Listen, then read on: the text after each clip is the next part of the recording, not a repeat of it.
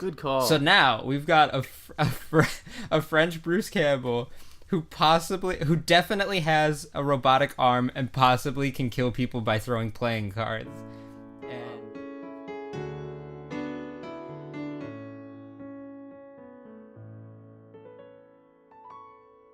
Hello, welcome back to Now Dig On This, your one-stop shop for all things that are specifically about Sam Raimi's Spider-Man films. I'm Zane. I'm Casey. In regards to last episode, I think we did somehow a fair job of staying on topic. We talked about the Raimi cut for a long period of time. Yeah, we actually talked about Spider-Man, which is a little bit different than the third episode where we didn't actually talk about it at all. So I say we don't even offer the guests. That's what we're gonna call our listeners, right? Guests. Guests in our home. Yeah, they're guests in our home. We don't have to offer them any apologies because Correct. They got what they paid for. Exactly. Speaking of what they paid for, at the end of last episode, you brought up a fantastic movie called Theodore Rex, and I've heard the rumors in the rumor mill that you mayhaps checked this film out. For once, the rumor mill is spewing truth. Ooh. I did check out Theodore Rex, and it was I gave it 1 star. All right. Out of 5, of course. Out of all 5, yeah. And my reasoning for a full star rather than a half a star or 5 stars was that it actually had torture in it. What? So yeah, it was a very interesting movie in that Whoopi Goldberg is a cyborg, and you don't really find that out until the third act, like the very end of the third act when she gets shot in the chest a few times. And then you're just like, oh, she's not dead like a human do? Whoopi is a speciesist, meaning that she's racist to species that are not human. But as I previously said, she's a cyborg. Yeah. So that doesn't check out. It's also, the mid-90s children's movie that for some reason has to dabble in race relations. It's not the first. Like Volcano does it too, with Mr. Tommy Lee Jones. And then by the end of the movie, Teddy is what he calls himself, Theodore Rex. He gets the girl, doesn't use a firearm, and wears 6 pairs of Converse in total.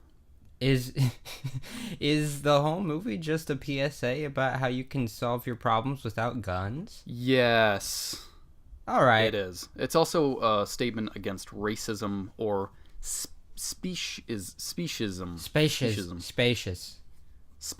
Yes, to have more space. Opulent space, if you will. Speaking of films and what ifs, what if scenarios? Like, what if Theodore Rex had taken that gun and learned its powers beyond imaginable? I had a thought last night in Spider-Man 2, when pizza time is round the corner, and he just barely misses that clock when he ends up in the janitor closet somehow. Right. What if during pizza time he delivered the pizza on time? He would have kept his job. He would have probably gotten a promotion. Like, they'd be like, wow, you really did get it there on time. I don't know how. It's New York City. It's busy streets. And there was a bunch of stuff going on. I'm impressed. And then all of a sudden, do you think the movie would have taken a weird turn where he stops focusing on being Spider-Man so much and just kind of focuses on being a pizza delivery guy? So it's kind of a similar plot structure to what Spider-Man 2 turned out to be, which is him giving up the role of Spider-Man. But it's for a completely different reason. Yeah. It's not because he can't juggle them both. It's because he doesn't want to. And it's also not because he's not... Because consistently throughout the movie, he's barely not on time. This time, he's just in time. Like, for everything that he does. I'd love to imagine that Spider-Man 2 is now all about Spider-Man as a pizza delivery person. Like, he's realized he can use his powers for good, and by good I mean getting that good pizza to every doorstep that desires it. And I'd like the idea of people slowly discovering that it's Spider-Man that's delivering their pizza, so everybody like, wow, what is this web on my pizza? Everybody just starts ordering pizza because they know Spider-Man's gonna show up. And then this is when Doc Ock, because his thing's still gonna happen, right? Of course it is. Like, he's still trying to harness the power of the sun, and he's doing that with or without Tobey showing up. So Doc Ock realizes, oh, Spider-Man is pizza delivery boy now.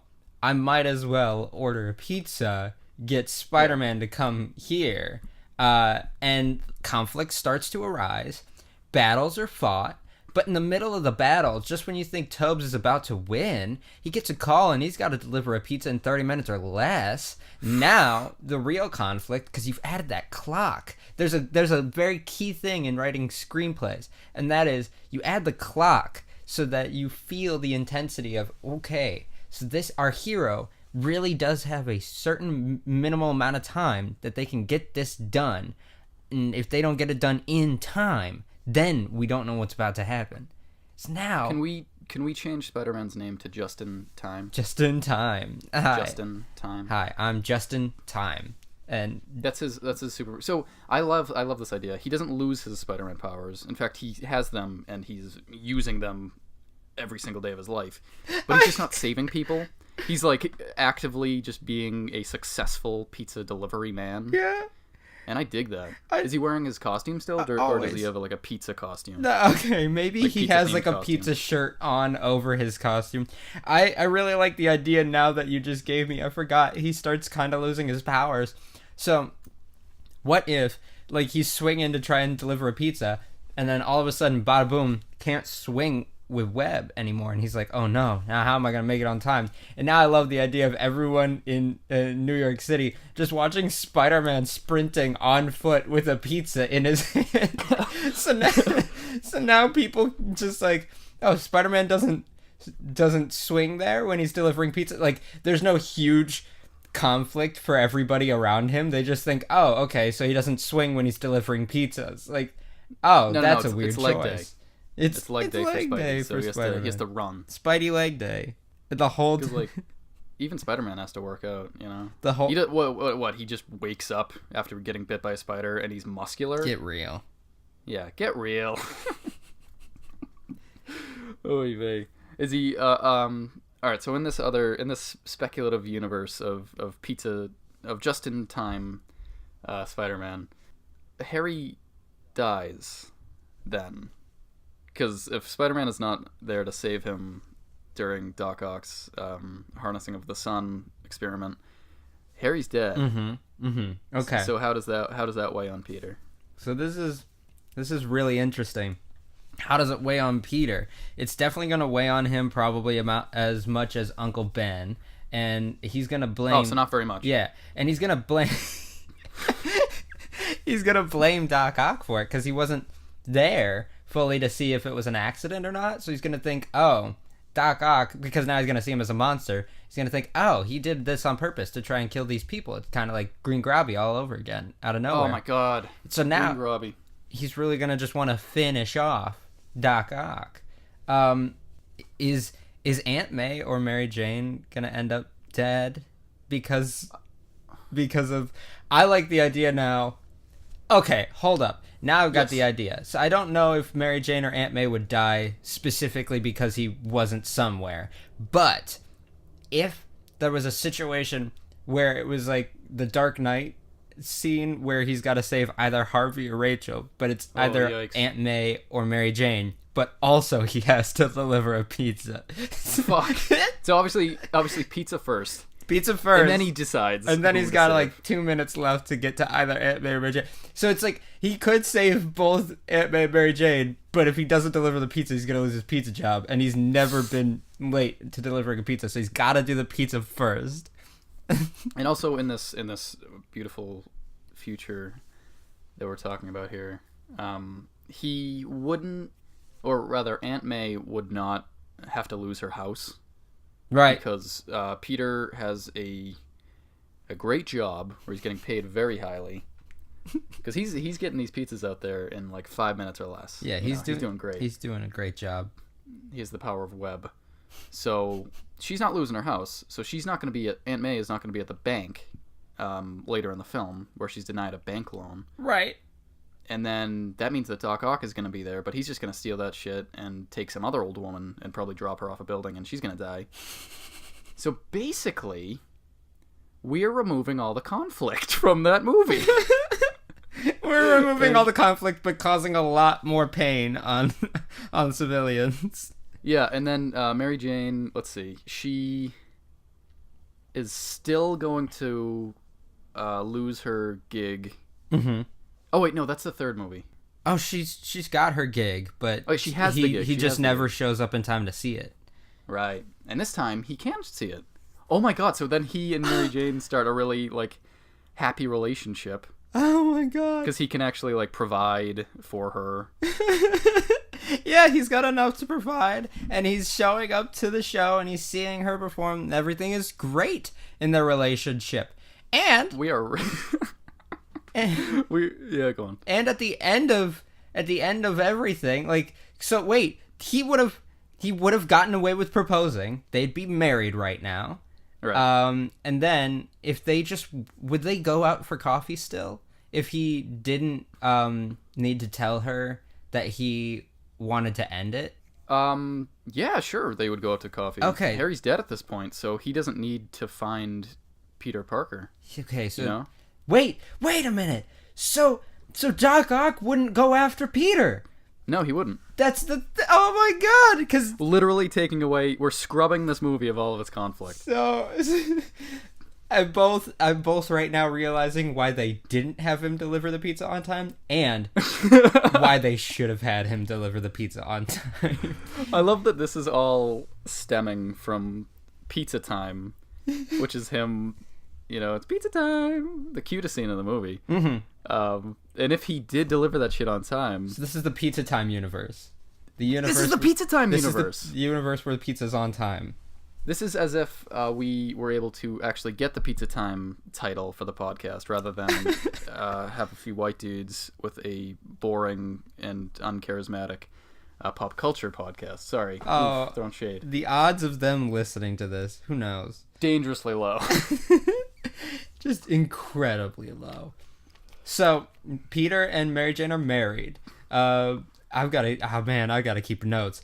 My mind is reeling right now. I'm stoked. This is exciting. Toby and MJ are married. Actually, Yep. You know what? I'm gonna actually write these down. Okay. Give me a second. So they're married. Doc Ock. I'm gonna argue that he's still crazy because of the nanochip in his neck. He lost his wife. That's horrible. He loved his wife so much. You can tell in all the scenes with them together. And then, so he still needs more money because no one's gonna fund him anymore. So he's gonna basically be doing crime all over the city. But Right. no one's gonna be there to stop him. So he's basically just gonna get all the money and then do the experiment again. Is it basically two different stories? It's, oh my goodness, here we go.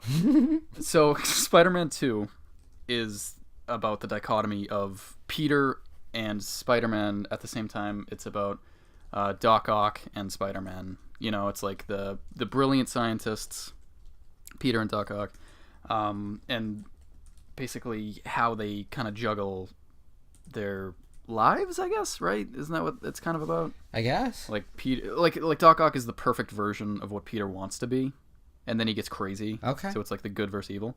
In this film, in this Pizza Time universe, it's kind of the same. It's like two parallels. It's Doc Ock on his run to get money, and then it's also Peter just having a successful life and being happy for once. And then it culminates at the end with Peter has to stop him because he's going to literally destroy the city with his sun. The power of the sun. Right. In the palm of my hand. So at this, I like this idea. All right. So, with Harry dead, Harry never sends Doc Ock after Peter. There is nothing to worry about with the Osborn family. That is just an entirely moot point now because Yeah, that whole storyline is wiped out with the death of Harry. Norman's dead, Harry's dead, Doc Ock, what? Can we have the what's the cute little old man that works at the Osborn's mansion? The butler boy? He is in all of them. Bernard. Got it. Bernard. Okay. Bernard. That's how Harry says it. Bernard. What about Bernard? Okay, so I am going to go out on a limb here and say that the Osborn storyline doesn't have to die with Harry. I'm going to say that each Spider-Man movie has an Osborn die. So the first one has Green Grobby. The second one's going to have Harry. But that's kind of like a fluke. Like, it was just kind of like wrong place at the wrong time, you know? Mm-hmm. And then Bernard comes in, and he picks up where Green Grobby died, basically. So he goes behind the mirror. He gets the glider, and he gets all the gas and shit. Oh, can you imagine Bernard stepping out of that gas chamber, just like friggin' shredded? He's like a ripped old man. Which goblin would he become? Hobgoblin. He'd become a Hobgoblin. Okay. All right. Would he look literally like Harry does? More handsome. Okay. And less of a sex offender. But the real question now is, all right, this man, Bernard, knows that Norman killed himself. He admits it at one point. And he thinks Doc Ock killed Harry. So, is it Spider-Man and Bernard working together to take down Doc Ock? That sounds sweet. Yeah, I'm going to say Bernard is very pure of heart. Unlike Osborn, Pep, and Baby Boy Son. So I'm going to argue that Bernard, being very pure of heart, is not going to go crazy with the goblin gas. Or groblin gas, I guess. Groblin grass. Groblin grass. He is going to be a good boy. Mm-hmm. He's going to use his powers for good. Mm-hmm. He's going to be doing what Peter should have been doing throughout this whole movie. He's going to use his powers for good and saving people. Oh, that's a good idea, actually. So Grobby, or Hobgrobby is going to be the... Hobgrobby. He's going to be the stand-in for the hero while Peter's off being a pizza boy. Oh, no. I just realized what's going to happen. So, all of a sudden, Hobgrobby, is it Hobgrobby with a C? Hrob, H-R-O-B. Okay, Hobgrobby? All right, fine. It's very good. It's very Middle Eastern. All right, You need to use Hobgrobby. That's a really easy name to say. Thank you for picking that one.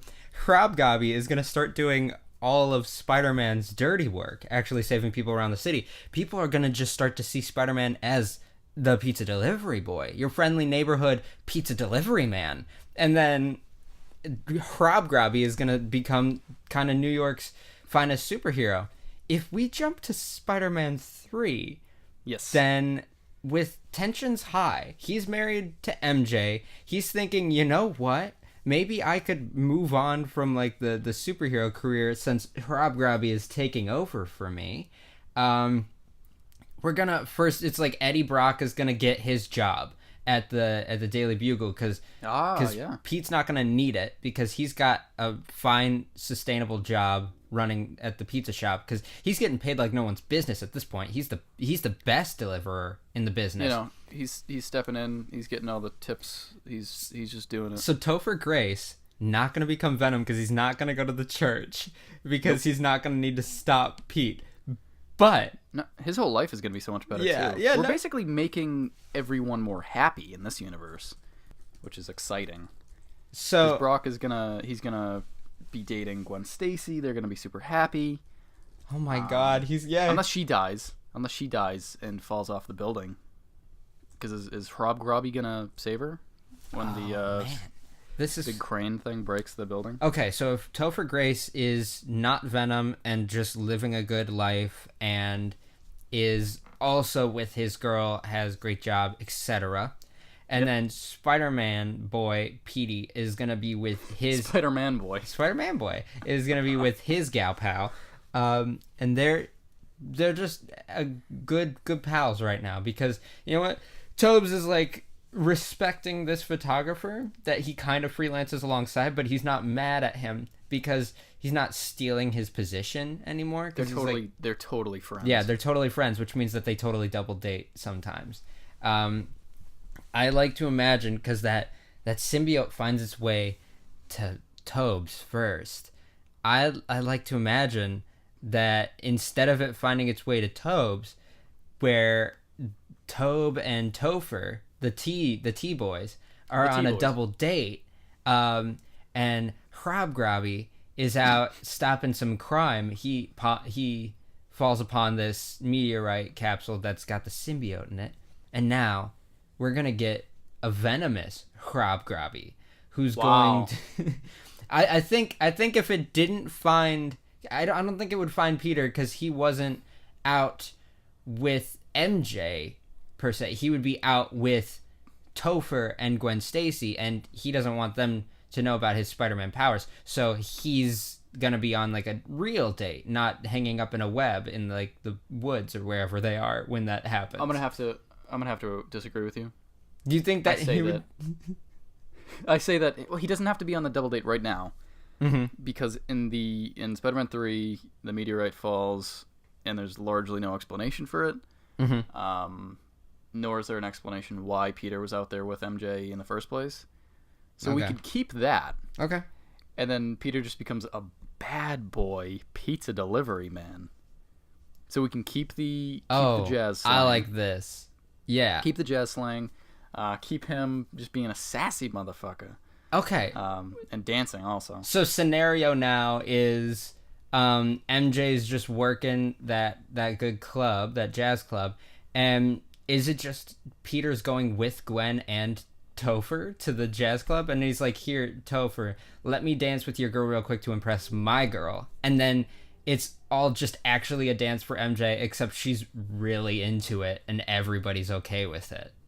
Oh, so in this scenario, she actually likes the dance that he does? Yeah, because they're married, and he's... So she's like the audience of the film, because everyone loves that dance. Yeah, because like he jumps on the piano, and this time she's gonna be like, "Whoa, that's pretty impressive, Tobes. I didn't even know you could do that." And then he grabs Gwen Stacy and he starts dancing, and then she's just like, "Damn, my boy got moves." And then Topher is just like, "Man, I wish I was with Tobey instead of Gwen Stacy."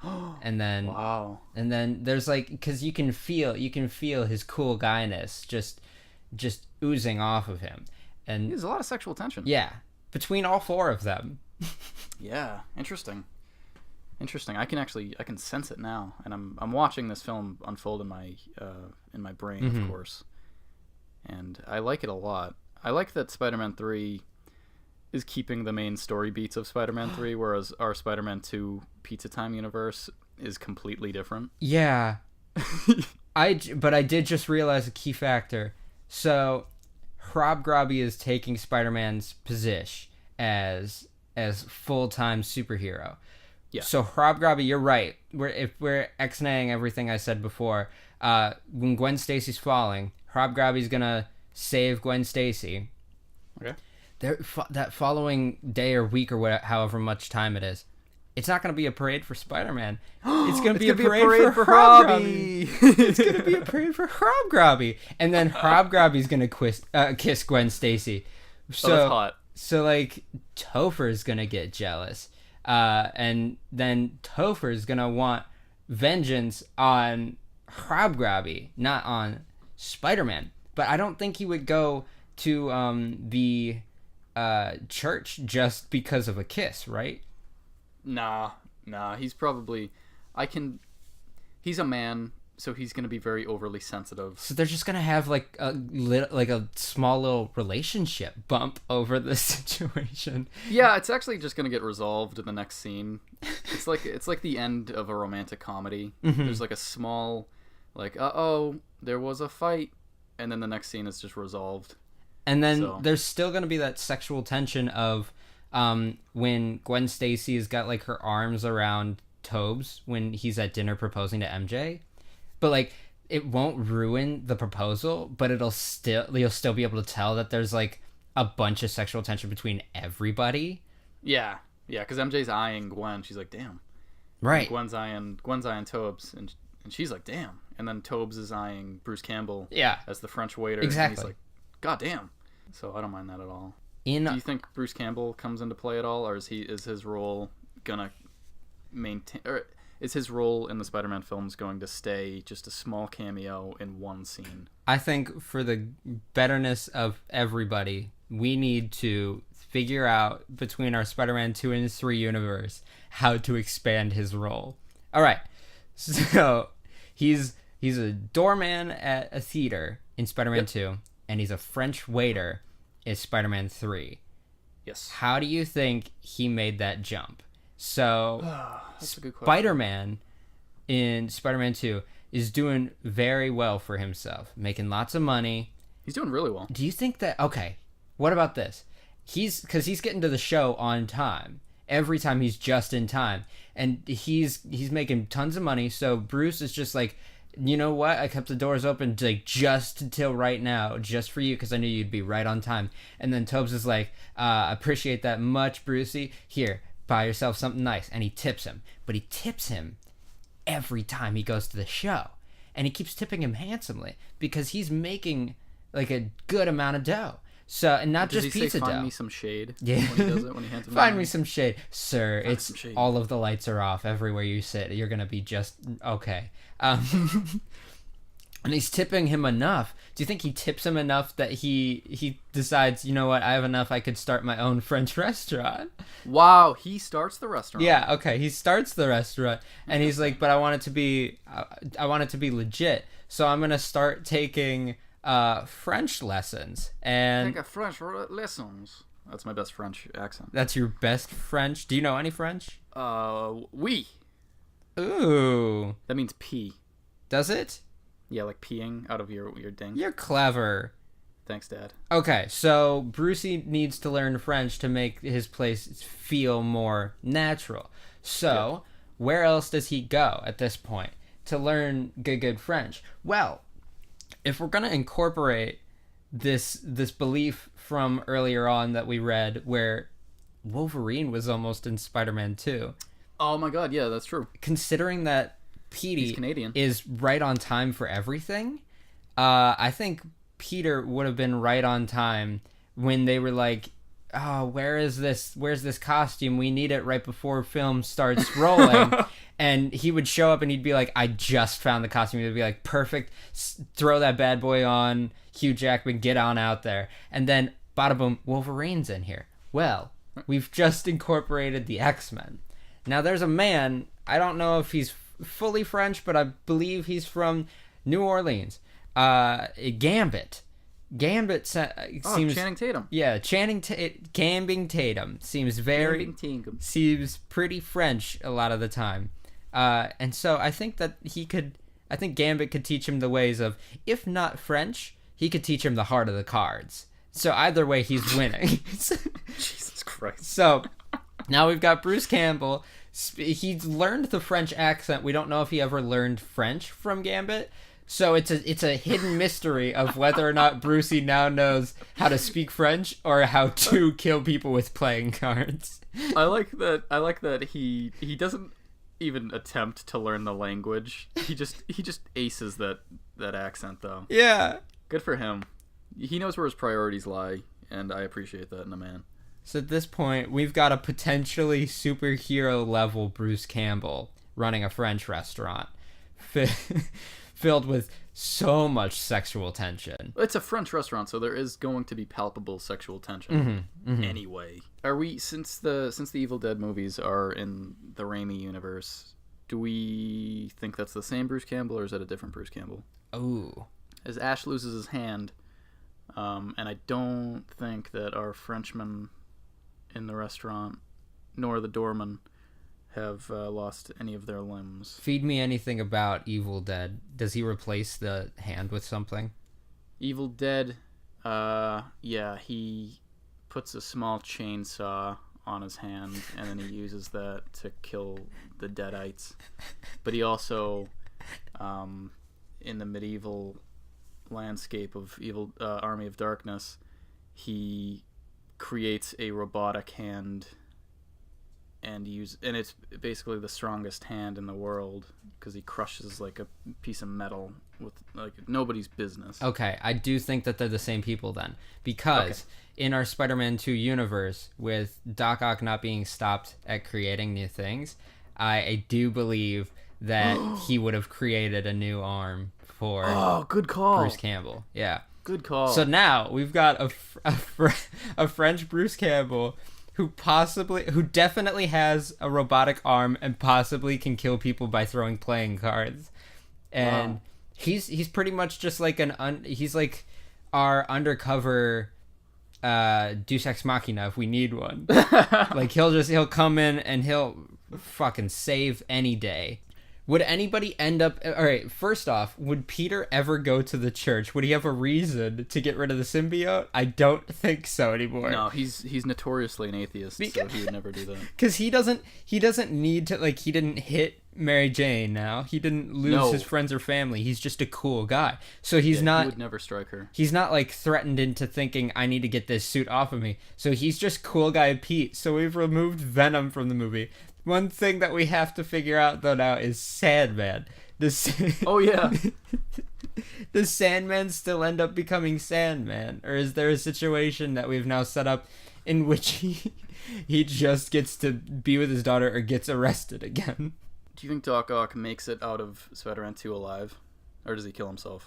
This is a really good question. We never found out. That's an important question because we never found out how he wraps up. If he makes it out alive, then... the cops are going to be focused on him rather than on the escaped convict who would later become Sandman. So then he would just not have any reason to become Sandman because he wouldn't fall into the sand thing. All right, let's do... So he wouldn't really be Sandman. Okay, wait, let's figure this out. All right, a couple of windows open. Originally, in the belief of Spider-Man 4, there was supposed to be something that led to Carnage becoming a villain in Spider-Man 4. That was supposed to be a thing. Let's say when the meteorites dropped, both symbiotes were there. It's just Carnage hadn't run off. You know, because what are they going to do? In Spider-Man 4, they're just going to have another meteorite and then that's that? Or they could just imply that there was another symbiote that still hadn't fled from its place, right? Or Carnage was just, like, super lonely, so he's like, no, and he followed Venom. Right. Okay, so we've got cool guy Pete with Venom, but Carnage hasn't run off yet. Doc Ock is still going to be alive because he's just still got the power of the sun. And Hobgrabby is still in progress, right? Because he's fully fleshed out by Spider-Man 3, but he's still a work of art in... Spider-Man 2. So Doc Ock's running rampant and Spider-Man's saying, oh boy, I wish I could do something about this, but I gotta deliver these pizzas. And right. It is still pizza time. I do have a job, so, you know, maybe some other day. I do like this thought of maybe Carnage will find its way to Doc Ock, because this is a legitimate thing that happens in comics. Where Doc Ock becomes Monster Ock. Are you fucking serious? That's awesome. He's Doc Ock covered in Carnage's symbiote.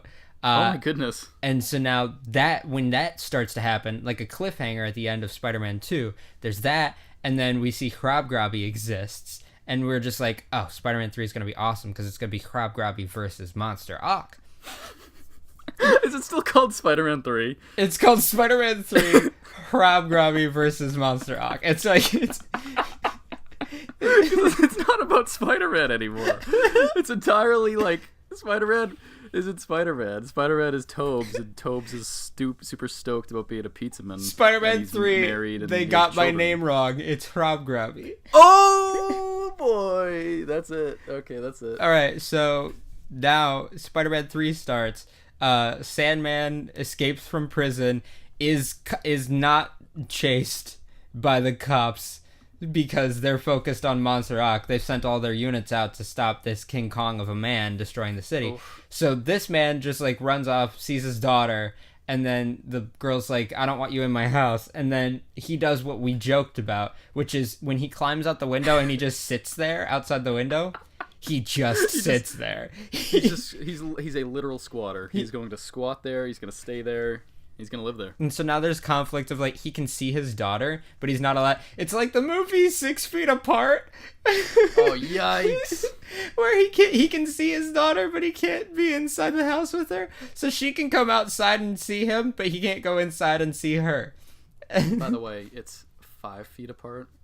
I thought it was 6 feet apart, and then they were like, hey, let's break the rules and make it 5 feet apart. Well, the film is called 5 Feet Apart. Can you please get your YA fiction correct? I'm sorry. I'm still strung up on... The only thing I know Cole Sprouse from is Master of Disguise and Sweet Love of Zack and Cody. That's Oh yeah, what about Riverdale? No, I know. That's a different Sprouse. That's Dave. Is that a different Sprouse? Dave and Sprouse. There's They Dylan are- and Cole Sprouse who had the sweet life as kids, and then Dave and Sprouse got all goth and went into Riverdale and was Archie. Yikes. He went to Riverdale and was Archie. Despite him not playing Archie, but playing Jughead. Okay, so Sandman is pouting outside his house and is sorry, not Sandman. He is just prison escapee. And now no money is gonna be robbed. No train is gonna be. Oh shoot, the train with Doc Ock that he derails in Spider-Man 2, but Spider-Man's not gonna be there to stop it. Oh Well, no. I don't think he would have derailed it because he derailed it as a way to get Spider-Man's attention and get him to not follow him anymore. Do you think that at some point what is it that causes him to hate Spider-Man early on? Trying to remember. It's not necessarily a hate Spider-Man thing. It's more like he's trying to steal the money. He's trying to be a villain, and Spider-Man keeps trying to stop him. Okay. You know, Okay. Whether at the bank or That one. at the bank. So it's really just he's a criminal that isn't being stopped because the cops really can't do much about it.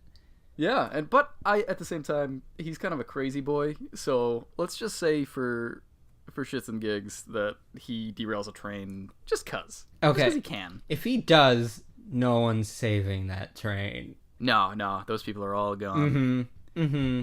The weird train that is set up so that the end is just a bumper over like was it a body of water? I think it was or a body. something? Yeah, I think he. I don't know what part of New York this is, but it doesn't seem real, which is perfect for our Pizza Time universe. Right.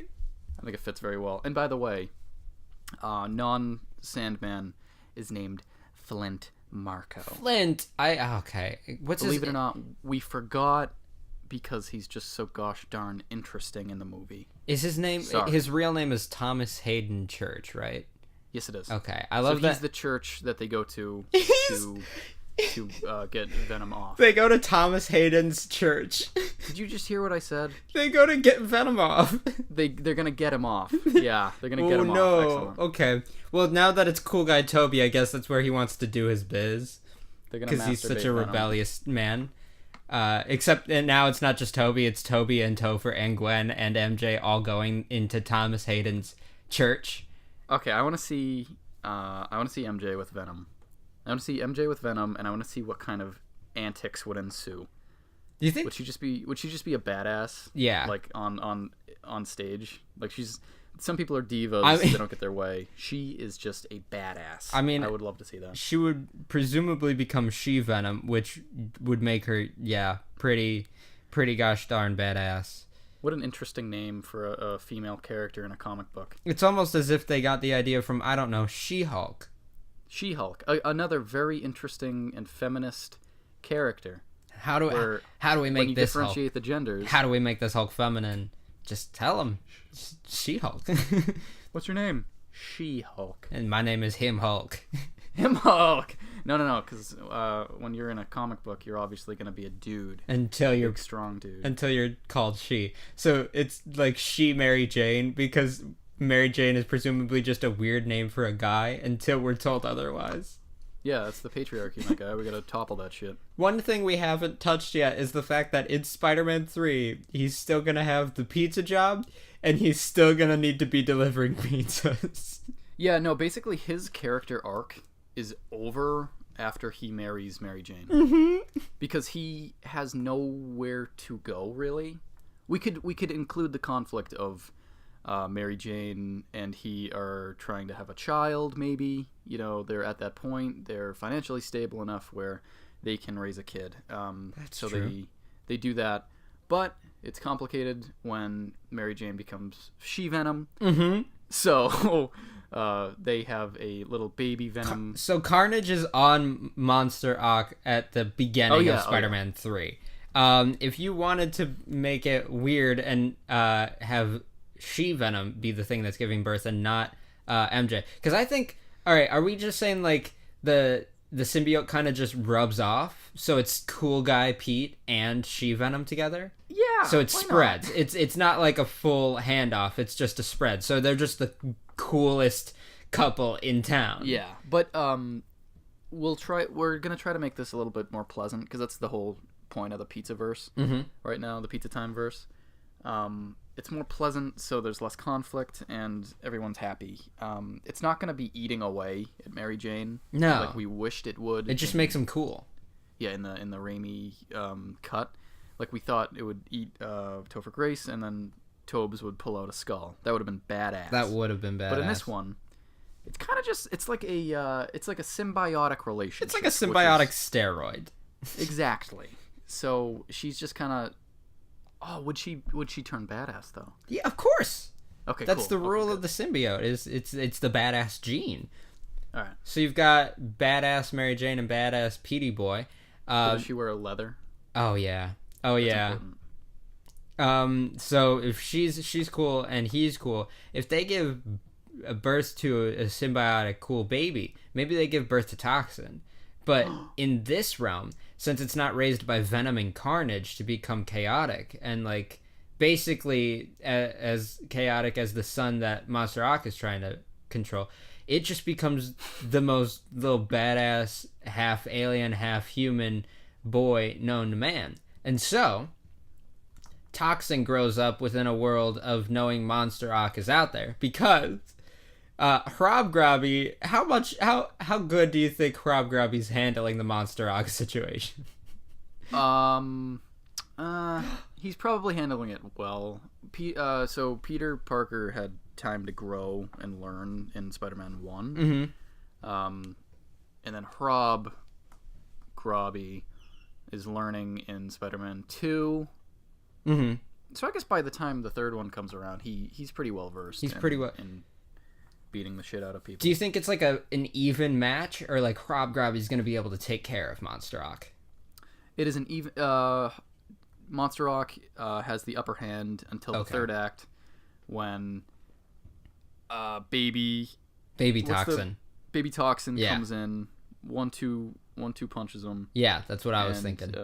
He blows up. That's what I was thinking. I think Baby Toxin comes in to help Hrobgrobby, and it's a very unique situation because it's not like Spider-Man and Hobgoblin, which was like both people in their mid-late 20s. It's now Baby Toxin, who's literally a month old, and Hrobgrobby, who's like mid-80s, He's an elderly early man. 80s. It's a weird age contrast, but it's unique to the plot.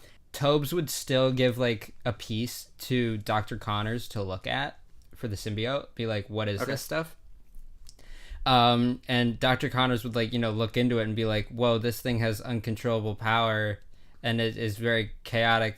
You know what that makes me think of? Because and never mind what I'm saying. If we live in a world where Doc Ock was still alive and making arms for people, we've got Bruce Campbell's got a robotic arm. Dr. Connors, missing his arm, is gonna go to Doc Ock and be like, Doc, can you make me an arm? And at this point, Doc's gonna be so filled with like malicious power, he's gonna be like, buzz off, you, or see ya, chump. And see ya, chump. he's gonna leave Dr. Connors in the cold. So Dr. Connors is gonna go back to his office and do all the dilly dally. Boom, he's gonna become the Lizard. Except. Isn't Connors friends with Doc Ock? He's friends with Doc Ock, except Doc Ock is both Monster Inc. and not a good guy right now. Oh yeah, so true. He's not going to listen to reason. But in the video game, Doc Ock actually does create arms. I just remembered in the PS4 Spider-Man game. Good. That's pretty cool. Good. Is this for real? Yeah, it's actually a thing. You play a mission as Peter, and you're in his lab, and he's testing out a biotic arm for like veterans. Oh my god! From the war, it's pretty badass. It actually lines up fairly well with our new universe. That's really awesome. Well, what I was gonna say is now if Monster Inc.'s not willing to listen to reason and give him an arm, we've got Dr. Connors running back to his office. Bodwin, he's gonna do some tests, and he's gonna become the Lizard. But by a miscalculation, he has just become a lizard. He's just become a small gecko. Yes, just a gecko. Just a cute little gecko. Gecko, but like a gecko that's still missing an arm. Oh my goodness. Hold up. He's going to become the Geico gecko. He's going to be... So he's not going to have a bad life after all. Dr. Connors ends up getting a very sustainable life as the Geico gecko. Yeah. Which... And with a very small robotic arm. I was going to say, he was... somebody else was able to make him a robotic arm because they're like, all right, if it's just got to be Geico-sized, I can handle that. Because that's Geico-sized. Yeah, it's like 15% or more of a normal robotic arm. Oh, okay. So this is now taking into account advertising for insurance companies. This series is really doing it. Oh my god. They used the Spider-Man movies. I think it's the second one, are big on Dr. Pepper product placement. So in, I guess, are we into film 4 now, or is this still the third one? The third one's getting as bloated as the actual Spider-Man 3. We could get into film 4, but we've been talking for a while. If you wanted to like touch on it later, we could. Oh, Christmas! This could be a two-parter. Mm-hmm.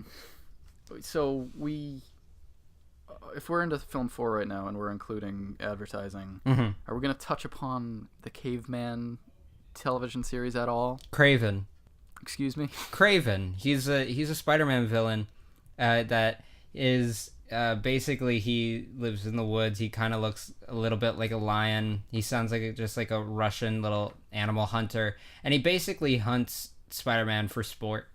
And yeah, you could imply that the cavemen from the ads had lived under a rock for so long and had been so out of the loop for so long that they were so mad about being out of the loop for so long that they just started buffing up and started becoming super ripped and whatnot. And they want when they started working out, they knew that Spider-Man was running the town, right? Because they live under a rock. And so when they come out, they think that Spider-Man is still the hero around town.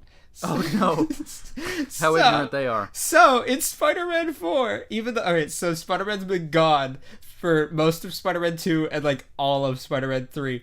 But Spider-Man's gonna come back in Spider-Man 4 because Craven is gonna be looking specifically for Spider-Man. He's gonna be like, oh, we're still on this? Okay. I guess I have to do my job again. Craven and Caveman. I like that. It's a nice... It's small, but it's good. Spider-Man 4. What? Spider-Man's back? What? You live under a rock or something? These names really just roll off the tongue. I really like the idea of in Spider-Man 4 naming it Spider-Man 4. Spider-Man's back. Like people saw the first 3. They're like, when did he disappear? It's like Batman Begins or Batman Returns. Yeah. Spider-Man's back, I guess. Question mark. Boy, vey. That's very good. I like what we're doing with the mythos of Spider-Man and the fact that we can turn it into a whole other universe. I guess that's why Spider-Man is such a beautiful film series. Yeah. Because it really allows you to use your imagination and think for once. So unlike that trash heap, Jurassic World Fallen Kingdom. What a move. Did you see that movie? I don't know where that came from. I did see that. I saw that recently. I'm really big on dino movies recently. Oh, was it good? Jurassic World?